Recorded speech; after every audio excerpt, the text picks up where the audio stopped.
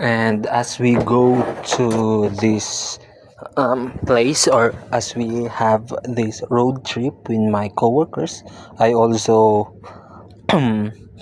calculate the kilometer per liter coverage of my motorcycle. So my Bergman 125 is a 125cc displacement, and I have not done anything to, what do you call this, measure the kpl, or kilometer per liter, of my riding habits. And as it turns out, I have 47.47 or 46.47 kilometer per liter, so it's pretty much okay. I was expecting a 50 plus kilometer per liter, but I would understand because I do throttle a lot, because I'm still not comfortable riding 50 kilometers per hour on average. I usually ride around 30 to 40.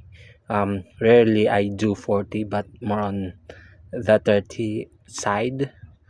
But as I grew more confident with riding my motorcycle, especially as we do around as we go around and have these mini road trips during Thursday, because me and my other coworker have a rest day for on that day, and one of my coworkers, well, would tag along with us. So yeah, it's pretty much a exclusive.